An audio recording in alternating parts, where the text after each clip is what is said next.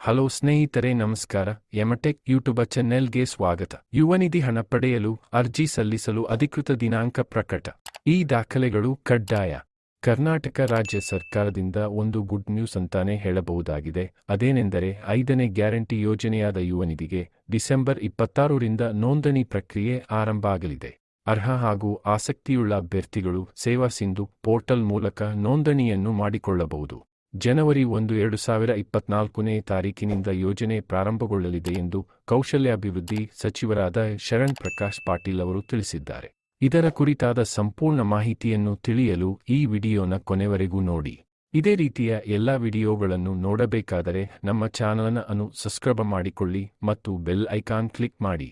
Guarantee ಯೋಜನೆಗಳೆಲ್ಲವೂ ಜಾರಿಗೆ ಬಂದಂತಾಯಿತು. ಗೃಹ ಜ್ಯೋತಿ, ಅನ್ನ ಭಾಗ್ಯ, ಶಕ್ತಿ ಯೋಜನೆ, ಗೃಹಲಕ್ಷ್ಮಿ, ಯುವ ನಿಧಿ ಎಂಬ 5 ಯೋಜನೆಗಳ ಫಲವನ್ನು ಈಗ ಕರ್ನಾಟಕದ ಜನತೆ ಪಡೆಯಬಹುದಾಗಿದೆ.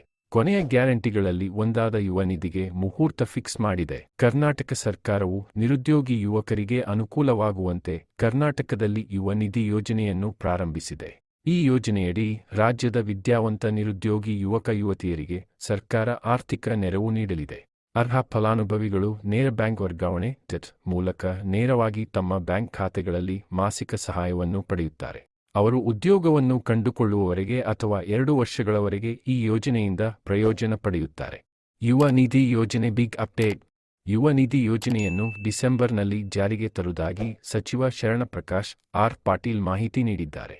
ಸುದ್ದಿಗಾರರ ಜೊತೆ ಮಾತನಾಡಿದ ಸಚಿವ ಶರಣಪ್ರಕಾಶ್ ಆರ್ ಪಾಟೀಲ್, ಶರಣಪ್ರಕಾಶ್ ಪಾಟೀಲ್, ಯುವ ನಿಧಿ ಯೋಜನೆಯನ್ನು ಡಿಸೆಂಬರ್ 26ರಿಂದ ಜಾರಿಗೆ ತರಲು ಸಿದ್ಧತೆ ಮಾಡಿಕೊಳ್ಳಲಾಗುತ್ತಿದ್ದು, ಯೋಜನೆಗೆ ಸುಮಾರು 250 ಕೋಟಿ ವೆಚ್ಚವಾಗಲಿದೆ ಎಂದು ಅಂದಾಜಿಸಲಾಗಿದೆ. ಯುವ ನಿಧಿ ಯೋಜನೆ ಅರ್ಹತೆಗಳು: ಅರ್ಜಿದಾರರು ಕರ್ನಾಟಕದ ಕಾಯಂ ನಿವಾಸಿಯಾಗಿರಬೇಕು, ಪದವೀಧರರಾಗಿರಬೇಕು ಅಥವಾ ಡಿಪ್ಲೊಮಾ ಹೊಂದಿರುವವರಾಗಿರಬೇಕು.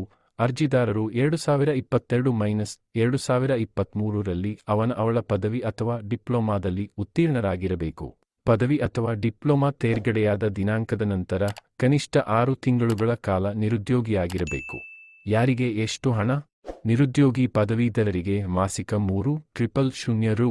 ಡಿಪ್ಲೊಮಾ ಪಾಸ್ ಆದವರಿಗೆ ತಿಂಗಳಿಗೆ ರು.1,500. ಅರ್ಜಿದಾರರು ಉತ್ತೀರ್ಣರಾದ ಮತ್ತು ನಿರುದ್ಯೋಗಿಗಳಾದ 6 ತಿಂಗಳ ನಂತರ ಸರ್ಕಾರ ಈ ಮೊತ್ತವನ್ನು ನೀಡುತ್ತದೆ. ಆದರೆ 2 ವರ್ಷಗಳ ನಂತರ ಅಥವಾ 2 ವರ್ಷಗಳಲ್ಲಿ ಯುವಕರಿಗೆ ಉದ್ಯೋಗ ದೊರೆತ ತಕ್ಷಣ ಮೊತ್ತವನ್ನು ನೀಡುವುದಿಲ್ಲ. ಯೋಜನೆಗೆ ಬೇಕಾದ ದಾಖಲೆಗಳು: ಕರ್ನಾಟಕದ ನಿವಾಸಿ ಎಂಬ ಪುರಾವೆ, ಆಧಾರ್ ಕಾರ್ಡ್, ಪದವಿ ಅಂಕಪಟ್ಟಿ ಮತ್ತು ಪ್ರಮಾಣಪತ್ರ, ಡಿಪ್ಲೊಮಾ ಪ್ರಮಾಣಪತ್ರ, ಡಿಪ್ಲೊಮಾ ಹೊಂದಿರುವವರಿಗೆ ಜಾತಿ ಪ್ರಮಾಣ ಪತ್ರ, ಆದಾಯ ಪ್ರಮಾಣಪತ್ರ, ಮೊಬೈಲ್ ನಂಬರ್, ಬ್ಯಾಂಕ್ ಖಾತೆ ವಿವರಗಳು, ಸೆಲ್ಫ್ ಡಿಕ್ಲರೇಷನ್ ಪ್ರತಿ. ಯುವನಿಧಿ ಯೋಜನೆಗೆ ಸೇವಾ ಸಿಂಧುವಿನಲ್ಲಿ ಅರ್ಜಿಯನ್ನು ಸಲ್ಲಿಸುವ ವಿಧಾನ: ಯುವನಿಧಿಗೆ ಅರ್ಹತೆ ಹೊಂದಿರುವ ಯುವಕ ಯುವತಿಯರು ಸೇವಾ ಸಿಂಧು ಪೋರ್ಟಲ್ನಲ್ಲಿ ಅರ್ಜಿ ಸಲ್ಲಿಸಬೇಕು. ಹಲವು ಸರ್ಕಾರಿ ಯೋಜನೆಗಳ ಸವಲತ್ತು ಪಡೆಯುವ ತಾಣ ಇದು. ಇದರಲ್ಲಿ ಈಗ ಯುವ ನಿಧಿ ಕೂಡ ಸೇರ್ಪಡೆಯಾಗಿದೆ. ಅರ್ಜಿ ಸಲ್ಲಿಕೆ ಪ್ರಾರಂಭವಾಗಿರದ ಕಾರಣ ಯುವ ನಿಧಿ ಯೋಜನೆಯ ಪೇಜ್ ಓಪನ್ ಆಗುತ್ತಿಲ್ಲ. ಮುಂದಿನ ದಿನಗಳಲ್ಲಿ ಅರ್ಜಿ ಸಲ್ಲಿಸಲು ಕೆಳಗಿನ ಲಿಂಕ್ ಮೇಲೆ ಕ್ಲಿಕ್ ಮಾಡಿ.